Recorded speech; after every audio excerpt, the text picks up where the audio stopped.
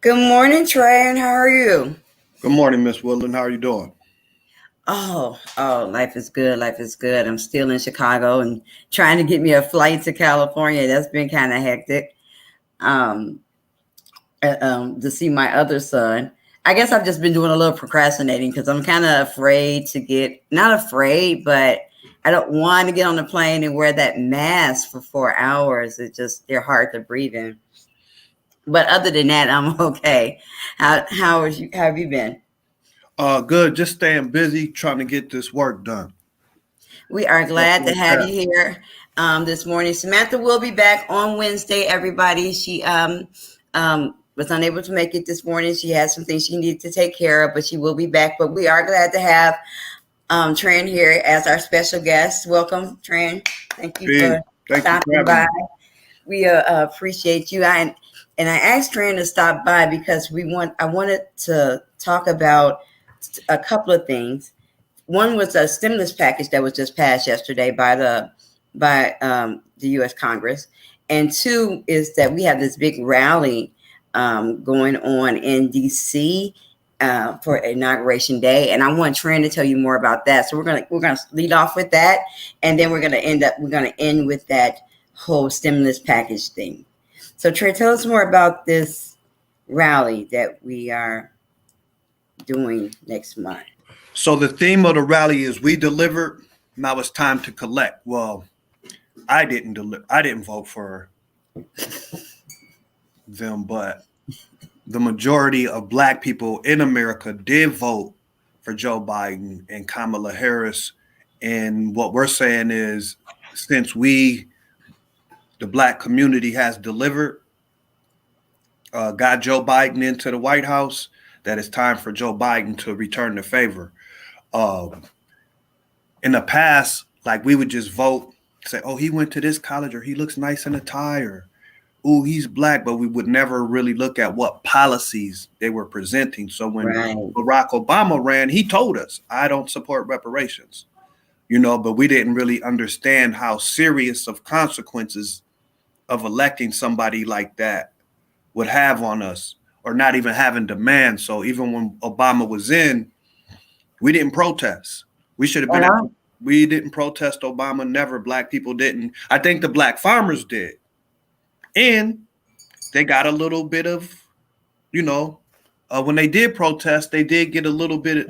It was near nothing close to enough, but they did get a little bit of something from the USDA while Obama was in. But as far as the rest of us, like Blacks, Black people, American descendants of slavery, chattel slavery, we should have been at the White House every day demanding that Obama cut the check. Obama wouldn't have won the election without Black people.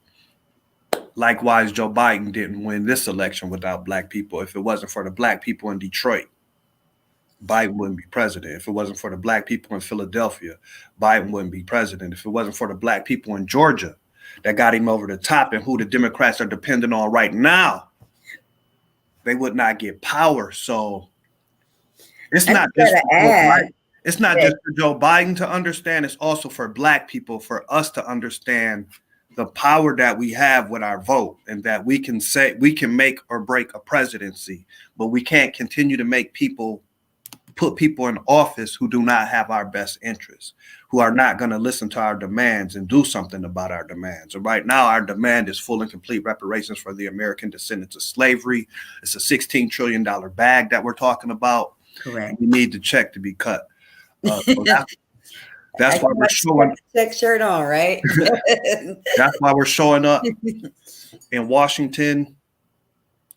Um, Police accountability. Also, you're seeing in Ohio, 19-year-old had a Subway sandwich. He was killed.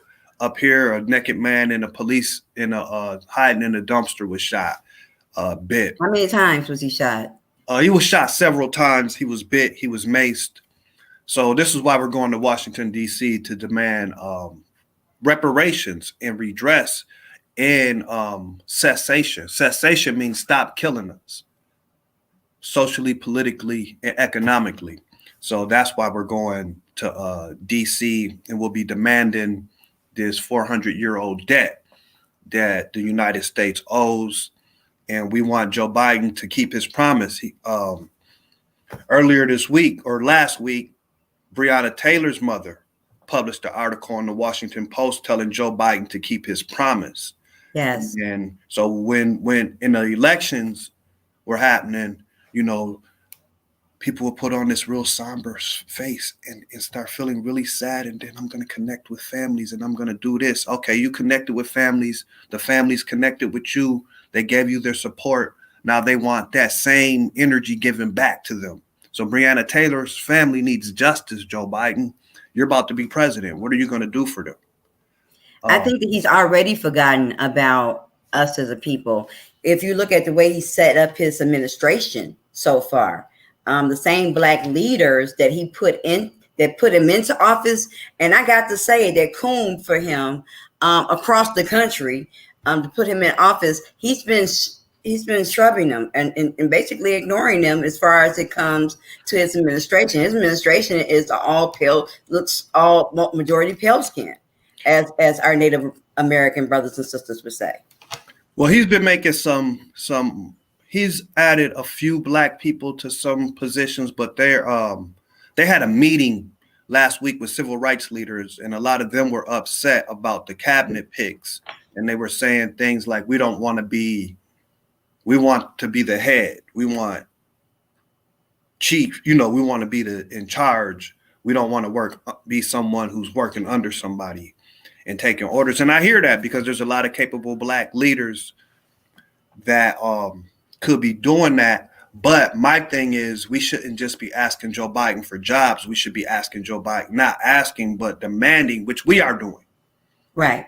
And see, a lot of organizations haven't been doing that. They'll be online talking, but we got to be in the streets and demanding justice and making things happen.